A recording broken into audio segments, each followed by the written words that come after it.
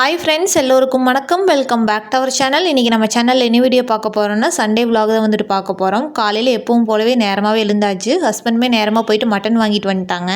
முன்னாடி நாளே வந்துட்டு பிளான் பண்ணிட்டோம் சிக்கன் ஆர் மட்டன் பண்ணலாமா அப்படின்ட்டு. ஃபைனல் பண்ணது பார்த்திங்கன்னா மட்டன் தான். மட்டன் வாங்கிட்டு வரப்போவே வீட்டில் ஒரு சில திங்ஸுமே இல்லாமல் இருந்தது. அதையுமே வாங்கிட்டு வர சொல்லியிருந்தேன். அதையுமே வாங்கிட்டு வந்துட்டாங்க. அதெல்லாம் எடுத்து வச்சதுக்கப்புறமா மார்னிங் பிரேக்ஃபாஸ்ட்டுக்கு வந்து டிஃபன் செய்யலாமா ரைஸ் செய்யலாமான்னு ஒரே கன்ஃபியூஷனாக இருந்தது. அதை எப்படியே யோசிச்சு முடிவெடுத்து ரைஸே வச்சுக்கலான்னு பிளான் பண்ணியாச்சு. அதுக்கப்புறம் டீ போடலான்னு தான் போட்டுட்டு இருந்தேன். ஏன்னா மார்னிங் பிரேக்ஃபாஸ்ட்டுக்கே வந்து நான்வெஜ் செய்கிறங்காட்டிக்கு அந்த டைமுக்கு வந்து சமைக்க முடியாது, எப்படி டிலே ஆகிற மாதிரி தான் இருக்கும். அதுக்குள்ளே கொஞ்சம் லைட்டாக டீ எடுத்துக்கிட்டோன்னா நம்ம சாப்பிட்றதுக்குள்ளே அது கரெக்டாக இருக்கும் அப்படின்னு சொல்லி தான் வந்து டீ எடுத்துக்கிட்டோம். டீலாம் குடிச்சு முடிச்சதுக்கப்புறமா நானுமே என்னோடய குக்கிங் ஒர்க் வந்து ஸ்டார்ட் பண்ணிட்டேன். செமி கிரேவி மாதிரி தான் செஞ்சுருந்தேங்க. ரொம்பவே சூப்பராக வந்திருந்தது.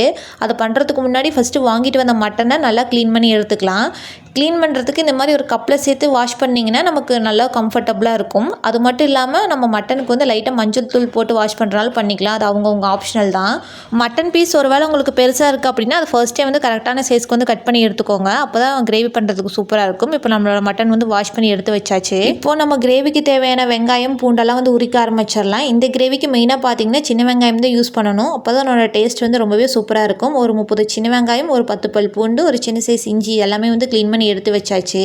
உங்ககிட்ட சின்ன வெங்காயம் இல்லாத பட்சத்துக்கு பெரிய வெங்காயம் வந்து யூஸ் பண்ணிக்கோங்க. அதனோட டேஸ்ட்டுமே ஓரளவுக்கு நல்லா தான் இருக்கும். அடுத்தது இதுக்கு மெயினாக தேங்காய் பேஸ்ட் வந்து யூஸ் பண்ணணும். அதுக்கு தேங்காய் வந்து துருவிட்டு இருக்கேன். எப்போவுமே நான்வெஜ் சமைக்கிறோம் அப்படின்னா அதுக்கு முன்னாடி நாளே ப்ரிப்பரேஷன் ஒர்க்லாம் கொஞ்சம் பண்ணி வச்சிட்டோன்னா நமக்கு நெக்ஸ்ட் டே குக் பண்ணுறதுக்கு வந்து ஈஸியாக இருக்கும். நான் எப்போவுமே அந்த மாதிரி தான் வந்து பண்ணி வச்சுக்குவேன். என்கிட்ட முன்னாடி நாள் தேங்காய் இல்லாதங்காட்டி அடுத்த நாள் மார்னிங் தான் வந்து இது துருவிட்டு இருந்தேன். இதை துருவி எடுக்கிறதுக்கு ஒரு ½ அன் ஹவருக்கு மேலே டைம் ஆயிடுச்சு. இதை பண்ணி முடிச்சதுக்கப்புறமா எக்குமே பாயில் பண்ணிக்கலாம்னு சொல்லி தான் எடுத்து வச்சுருக்கேன். அதுக்கு இந்த மாதிரி ஒரு பாத்திரம் வச்சுக்கோங்க. அதில் கொஞ்சமாக தண்ணி சேர்த்துட்டு ஒரு ஸ்பூன் கல்லுப்பு வந்து சேர்த்துக்கோங்க.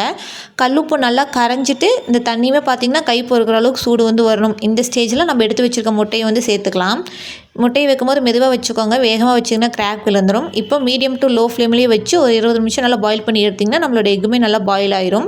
அது மட்டும் இல்லாமல் எக்கோட அந்த தோல் உரிக்கிறதுக்குமே நல்லா ஒரு ஈஸியாக வரும். கண்டிப்பாக இந்த டிப்பை வந்து ட்ரை பண்ணி பாருங்கள். அதுக்கப்புறம் எக் பாயில் பண்ணிகிட்டு இருக்கிறப்பவே சைட் பை சைட் பார்த்திங்கன்னா இஞ்சி பூண்டு பேஸ்ட்டுமே அரைச்சிடலான்னு சொல்லி அரைச்சி எடுத்துக்கிட்டேன். எப்போவுமே இஞ்சி பூண்டு பேஸ்ட் வந்து நான்வெஜ்ஜுக்கு அப்பப்போ ஃப்ரெஷ்ஷாக அரைச்சி சேர்க்கும்போது அதோட ஃப்ளேவர்ஸ் வந்துட்டு ரொம்பவே சூப்பராக இருக்கும். இஞ்சி பூண்டு பேஸ்ட் இடிக்கல்ல கூட இடித்து சேர்க்குறனா சேர்க்கலாம். அது ரொம்பவே சூப்பராக இருக்கும். இப்போ அதே மிக்ஸி ஜாரில் நம்ம எடுத்து வச்சுருக்க சின்ன வெங்காயம் சேர்த்து பல்ஸ் மோடில் ஒரு 2 பல்ஸ் மட்டும் விட்டு எடுத்துக்கோங்க. இந்த கிரேவிக்கு பல்ஸ் மோடில் விட்டு எடுக்கிறப்போ தான் கிரேவி கன்சிஸ்டன்சி வரத்துக்கு வந்து கரெக்டாக இருக்கும். ரொம்ப அரைச்சிடக்கூடாது. ஓரளவுக்கு 40% இருக்கிற மாதிரி பார்த்துக்கோங்க. இந்த மாதிரி இருக்கணும். இப்போ நம்ம ரெடி பண்ணி வச்சுருக்க ஆனியன் பேஸ்ட்டு வேறு ஒரு பிளேட்டுக்கு வந்து ட்ரான்ஸ்ஃபர் பண்ணி எடுத்து வச்சுக்கலாம். இது கூடவே ஒரு மீடியம் சைஸ் தக்காளி, கொஞ்சமாக கருவேப்பிலை இலை, ஒரே ஒரு பச்சை மிளகா, இதுதான் இதுக்கு தேவையான திங்ஸ் எல்லாமே. சரி வாங்க இப்போ நம்ம கிரேவி பண்ண ஸ்டார்ட் பண்ணிடலாம். ஃபஸ்ட்டு இந்த கிரேவி செய்கிறதுக்கு ஒரு குக்கர் வச்சுக்கோங்க. அதில் ஒரு 4 ஸ்பூன் ஆயில் வந்து தாராளமாக ஆட் பண்ணிக்கோங்க. நம்ம எந்த ஆயில் வேணாலும் ஆட் பண்ணலாம். நான் வந்து இன்றைக்கி கல்லெண்ணெய் தான் வந்துட்டு யூஸ் பண்ணியிருக்கேன். ஆயில் நல்லா ஹீட் ஆனதுக்கப்புறமா அதில் வந்து ஸ்பைசஸ் ஆட் பண்ணிக்கலாம். பிரியாணி எல்லாம், ஒரு ஸ்பூன் சோம்பு, 2 பட்டை, 2 கிராம்பு வந்து சேர்த்துக்கோங்க. அது நல்லா பொரிஞ்சதுக்கப்புறமா இதில் நம்ம அரைச்சி வச்சுருக்க சின்ன வெங்காயம், கருவேப்பிலை வந்து சேர்த்துக்கோங்க. மீடியம் டு லோ ஃப்ளேமில் தான் வச்சு மிக்ஸ் பண்ணணும். ஏன்னா ஹை ஃப்ளேமில் வச்சுட்டோன்னா அடி பிடிச்சிரும். ஏன்னா நம்ம மிக்ஸி ஜாரில் பல்ஸ் விட்டு தான் வந்து எடுத்துருக்கோம். ஸோ அதனால் மீடியம் டு லோ ஃப்ளேம்லேயே வச்சு இந்த மாதிரி நல்லா கலந்து விட்டுக்கோங்க. இது பார்த்திங்கன்னா ஒரு 5 நிமிஷத்தில் வெங்காயம் வந்து நல்லா ஒரு கோல்டன் ப்ரௌனில் வரும். இந்த ஸ்டேஜில் நம்ம அரைச்சி வச்சுருக்க இஞ்சி பூண்டு பேஸ்ட்டுமே வந்துட்டு சேர்த்துக்கலாம். அதையுமே சேர்த்துட்டு அது கூடவே ஒரு மீடியம் சைஸ் பச்சை மிளகாய் வந்து சேர்த்துக்கோங்க. பெரிய பச்சை மிளகாய் இருந்தால் 2 கட் பண்ணிவிட்டு சேர்த்துக்கோங்க. சின்ன சைஸாக இருந்தால் அப்படியே சேர்த்துக்கலாம். முழுசாகவே சேர்த்துக்கோங்க. ஏன்னா நம்ம வதக்கிறப்பவே அது வந்து நல்லா இதாகி வந்துடும்.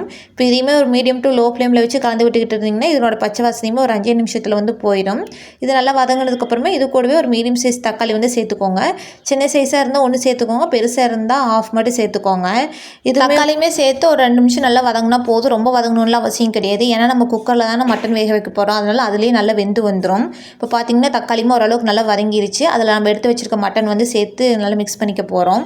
நல்லா மிக்ஸ் பண்ணி எடுத்ததுக்கப்புறமா இதுக்கு தேவையான மசாலா ஐட்டம்ஸில் வந்துட்டு ஆட் பண்ணிக்கலாம். 1/4 ஸ்பூன் மஞ்சள் தூள், 2 ஸ்பூன் மட்டன் மசாலா, 2 ஸ்பூன் வரமிளகாய் தூள் வந்து சேர்த்துக்கோங்க. ½ kg மட்டனுக்கு வந்து இந்த மசாலாவோட ரேஷியோ வந்து கரெக்டாக இருக்கும். ஸோ அவங்கவுங்க குவான்டிட்டிக்கு தகுந்த மாதிரி வந்து அட்ஜஸ்ட் பண்ணி எடுத்துக்கோங்க.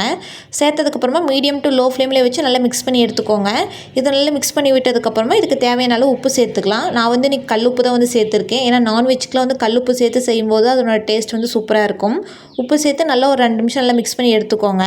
நல்லா கலந்து விட்டதுக்கப்புறமா மீடியம் டு லோ ஃப்ளேம்லேயே வச்சு ஒரு 15 நிமிஷத்துக்கு வந்து அப்படியே விட்டுருங்க. மட்டன்லேருந்து லைட்டாக தண்ணி விடும். அதுலேயே மட்டனுமே ஓரளவுக்கு நல்லா வந்து வதங்கிடும். இதுக்கப்புறம் இதுக்கு நம்ம தேவையான அளவு தண்ணி சேர்த்துக்கலாம். முழுகிற அளவுக்கு தண்ணி சேர்த்தா வந்து கரெக்டாக இருக்கும். உங்களுக்கு குழம்பு வந்து அதிகமாக வேணும் அப்படின்னா இன்னுமே தண்ணி வந்து சேர்த்துக்கோங்க. சேர்த்துட்டு நல்லா இந்த மாதிரி கலந்து விட்டுட்டு இந்த ஸ்டேஜில் உப்பு காரம்லாம் விட்டு செக் பண்ணிக்கோங்க. செக் பண்ணதுக்கப்புறமா நம்ம மூடி ப்ரெஷர் குக் தான் வந்து பண்ண போகிறோம். மூடி போகிறதுக்கு முன்னாடி மேலே லைட்டாக கொஞ்சம் மல்லி இலை வந்து சேர்த்துக்கோங்க. இது வந்து ஆப்ஷனல் தான், தேவைப்பட்டால் வந்து சேர்த்துக்கலாம், இல்லைன்னா வந்து ஸ்கிப் பண்ணிக்கலாம். இப்போ மூடி மீடியம் டு லோ ஃப்ளேம்லேயே வச்சு ஒரு 7-8 விசிலுக்கு வந்து நல்லா ப்ரெஷர் குக் பண்ணி எடுத்துக்கோங்க. இப்போது நம்ம மட்டனில் நல்லா குக் ஆகிட்டு நல்லா வெந்து வந்துருச்சு. இதனோட கன்சிஸ்டன்சி பார்த்திங்கன்னா கொஞ்சம் தண்ணி மாதிரி தான் இருக்கும். இதுக்கு நம்ம திக்னஸ் கொடுக்கறதுக்காக ஒரு தேங்காய் பேஸ்ட் வந்து சேர்க்க போகிறோம். அது செய்கிறதுக்கு ஒரு மிக்ஸி ஜார் எடுத்துக்கோங்க. அதில் 2 கைப்பிடி தேங்காய் சேர்த்துக்கோங்க. சேர்த்து நல்லா ஒரு 2 நிமிஷம் நல்லா பிளெண்ட் பண்ணி எடுத்துக்கோங்க. இதை அரைச்ச பேஸ்ட்டு வந்துட்டு நம்ம ரெடி பண்ணி வச்சுருக்கோம் இல்லைங்களா மட்டன், அதில் வந்து சேர்க்க போகிறோம். இப்போது நம்ம ப்ரெஷர் குக் பண்ணி வச்சுருக்க மட்டன் எடுத்து அடுப்பில் வச்சுக்கோங்க. அதில் நம்ம ரெடி பண்ணி வச்சுருக்க தேங்காய் பேஸ்ட் வந்து சேர்த்துட்டு அது கூட லைட்டாக தண்ணியுமே வந்து ஆட் பண்ணிக்கோங்க. எனக்கு மிக்ஸி ஜார் அலம்பி சேர்த்து எனக்கு அதுவே கரெக்டாக இருந்தது. இப்போது இதை நல்லா மிக்ஸ் பண்ணி விட்டுட்டு மீடியம் டு லோ ஃப்ளேம்லேயே வச்சு ஒரு 10 நிமிஷம் நல்லா கொதிக்கிற அளவுக்கு வந்து விட்டுருங்க. இப்போ குழம்போட கன்சிஸ்டன்சி பார்த்திங்கன்னா நல்லா திக்காயிடும். இந்த ஸ்டேஜில் நம்ம இதுக்கு ஒரு தாளிப்பு வந்து கொடுக்கணும். தாளிப்பு ரெடி பண்ணுறதுக்கு ஒரு கடாய் வச்சுக்கோங்க. அதில் கொஞ்சம் ஆயில் ஆட் பண்ணிவிட்டு கடுகு, சின்ன வெங்காயம், கருவேப்பிலை சேர்த்து ஒரு 2 நிமிஷம் நல்லா வதக்கி எடுத்துக்கோங்க. வதங்கின இதை வந்து நம்ம ரெடி பண்ணி வச்சுருக்க அந்த கிரேவியில் வந்து சேர்த்துக்கோ நல்லா மிக்ஸ் பண்ணி விட்டுக்கோங்க. மிக்ஸ் பண்ணி விட்டு ஒரே ஒரு கொதி மட்டும் விட்டு இறக்கிட்டிங்கன்னா நம்மளோட சுவையான மட்டன் கிரேவி வந்து தயாராகிருச்சு. இது இறக்கிறதுக்கு முன்னாடி மேலே லைட்டாக மல்லி இலை தூவி சர்வ் பண்ணுங்கள். இதனோட சூப்பராக இருக்கும். இதனோட கன்சிஸ்டன்சி பார்த்திங்கன்னா ரொம்ப கிரேவி மாதிரி இருக்காது, ரொம்ப தண்ணி மாதிரி இருக்காது, ஒரு செமி கிரேவி கன்சிஸ்டன்சியில் வந்துட்டு இருக்கும். இதை வந்துட்டு இட்லி, தோசை, சப்பாத்தி எல்லாத்துக்குமே சூப்பராக வந்து சர்வ் பண்ணலாம். கண்டிப்பாக ட்ரை பண்ணி பாருங்கள்.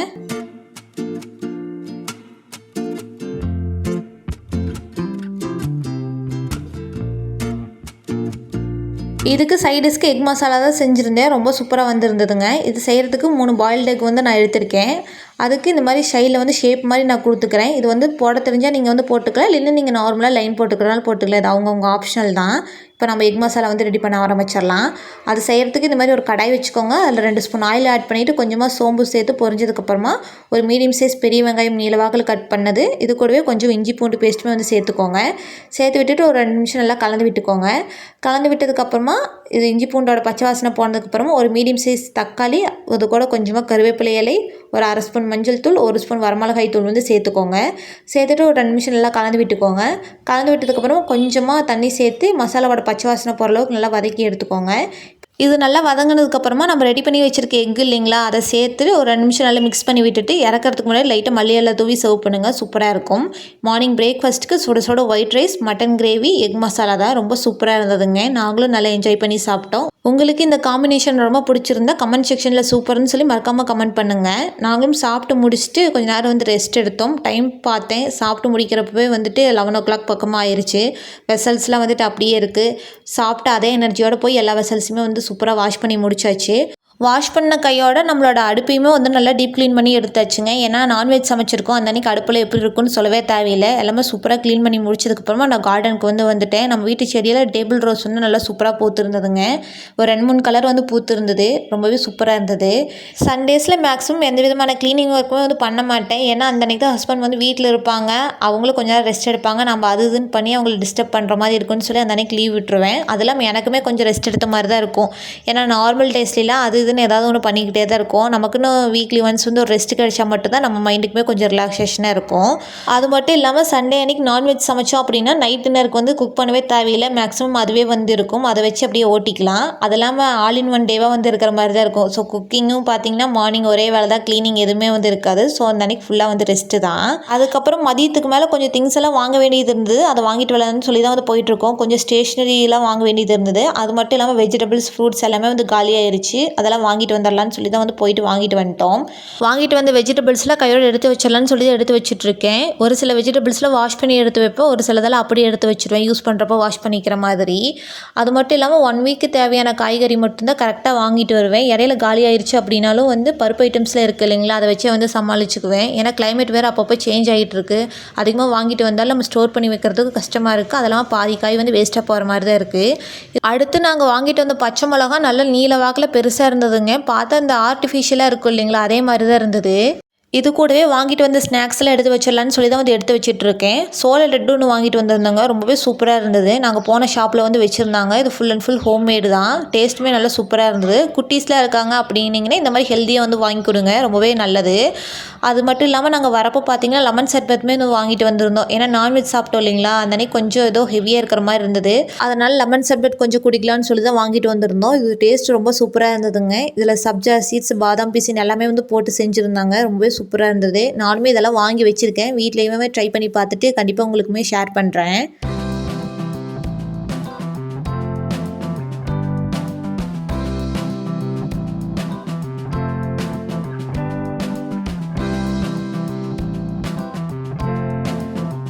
அடுத்து ஈவினிங் ஒரு 6:00 போல் தான் வந்து வீடியோ எடுத்துகிட்ருக்கேன். ஏன்னா மதியம் வந்து 2 பேருமே சாப்பிட்லங்க. ஏன்னா மார்னிங் சாப்பிட்டதே ஒரு 11 மணிக்கு தானே, அதனால் மதியம் வந்து பசிக்காத மாதிரி இருந்தது. அதனால என்னமோ தெரியல, ஈவினிங் ஒரு 6:00 வந்து பசிக்க ஆரம்பிச்சிருச்சு.